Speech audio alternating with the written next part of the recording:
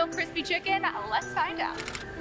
It's probably the best sandwich I've ever had. It's super crispy, but it's also really juicy. So would you guys come back? Yeah. Of course, definitely. Well, here's our card. The location is on the back. It's McDonald's? What? What? Oh, get out No way. Wait, seriously? Try some buttermilk crispy chicken. It's right around the corner at McDonald's. Buttermilk.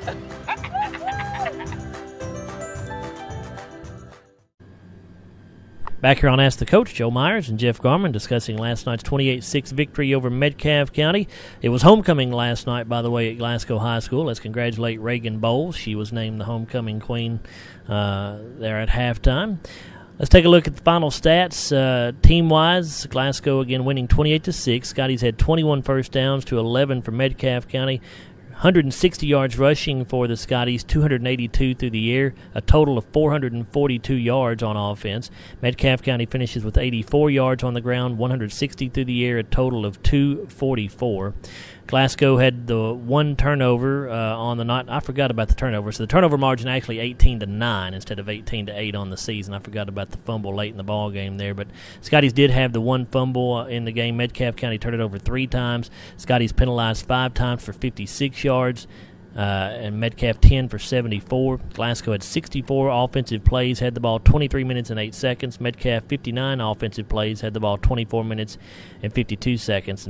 And Jeff, maybe it's just me. I'd have to go back and look to make sure, but it seems like the trend the last 2 or 3 games has been that time of possession has been much more even. Early in the year, it seemed like that we were way down on time of possession, but it seems like the last 2 or 3 ball games, your offense has been able to kind of even that stat up a little bit more. Well, I attribute that to I think we're getting better, and we're playing good defenses, and we're able to sustain some drives and able to run the football a little bit better, and our short passing game I think has gotten a little bit better, and that I'd attribute that to our coaches. We've got a lot of fine coaches, assistant coaches that work with our boys, and comment on that. I mean, I thought Coach Barnes, the offensive coordinator, thought he did a really good job in the first half. Obviously, the second half was marred with some penalties, and it was just kind of a doldrum game in that second half. But thought he made some really good plays in the first half, some good calls that the boys executed, but he did things that was going to hurt Metcalfe, and give our boys credit. They were able to capitalize on it, and we knew going into it we weren't going to be able to match them strength-wise up front. Thought we did a good job out on the perimeter, opened up some things. Thought Kyle had some, and that opened up the running game on the inside, and we were able, because when you get the outside passing game going, they have to start widening out and cover the whole field, and it makes it tough on the running game. It makes it tougher on the running game when they don't have to do that. And so I attribute that to. I just think we're getting better, and we're growing up as a football team, and we're just seeing. There's 22 boys out there, 11 on offense, 11 on defense, and I just think they're winning some individual matchups, and we are getting better. Talking about Kyle Nixon, he led the Scotties in rushing last night with 19 carries, 86 yards. Griffin Murphy actually had 4 carries for 35 yards. Desi Austin, 7 carries, 28 yards. Jasper Mundy, 6 rushes for 8 yards. Silverio Greer carried it twice for 3 yards. Desi through the air was 14 of 29, 282 yards, 3 touchdowns. Leading receiver we talked about was Ben Hughes, 6 catches, 138 yards. He had all 3 receiving touchdowns. Karam Kimball caught a couple passes for 62 yards. Griffin Murphy, 3 catches for 31 yards. Jasper Mundy had a catch for 41. Kyle Nixon and Gavin Bird each caught 1 pass for 5 yards. Jasper Mundy punted just 1 time last night for 24 yards. Metcalfe was led in rushing by Bryson Mays, 10 carries for 43 yards. Jake Dial, the quarterback, 9 of 17 through the air, 120 yards. No touchdowns, 1 interception.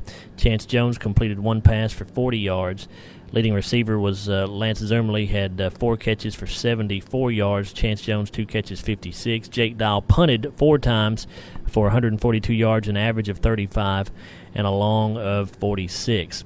Defensively for the Scotties, they are led in tackles last night by Jasper Mundy. Karam Kimball, and Henry Harris, all with 6 tackles on the night. Then Eric Bradshaw with 2. Gavin Bird had 3 stops. Austin Asher with 2. Ben Hughes had 2. Evan Riddle winds up with 5. Dwayne Cook had a stop. Silverio Greer with 5 tackles on the night. Josiah Moore had 4 tackles. Draven Pope had 5. And we already talked about that Draven had 4 sacks on the night along with a fumble recovery. Going back on the rest of the sacks, Silverio Greer had a sack on the night. Gavin Bird had a sack. Drake Poland had a fumble recovery. Brandon Gaskin got in the game late, had a tackle and a sack. And Stephen Franklin had 2 tackles and a sack. So Scotty's winning at 28-6 over Metcalfe County last night. And now the regular season finale. Hard to believe we've gotten to this point in the season, Jeff. We're playing our 10th football game of the year.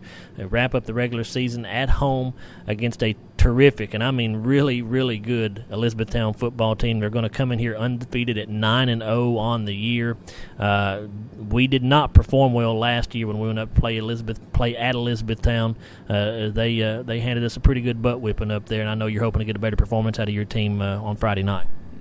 And that's true. We didn't play very well last year up there for whatever reason, and we were able to regather and come back and put a good performance back in the playoffs. But when you say you want to play some good competition to get better for the playoffs, well, we're going to get that Friday night. E-Town's really good, and they've done a lot of good things this year. I think they come into the game 9-0, and they're loaded, and they got a senior-dominated team, and we'll have our hands cut out for us Friday night.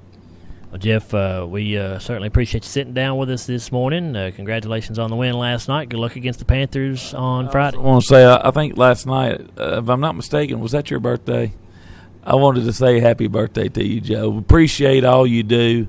You're a former player here. You understand what this football means to us all, and I just want to say from the bottom of my heart, I appreciate what you do, what Bruce does, and what Larry does, and how supportive Henry Royce and the Royce family has been to us and here at Glasgow football, and I just want to say thank you. You do a great job. I appreciate that, Jeff. Thank you very much. We'll talk to you on Friday night as you guys take on Elizabethtown, okay?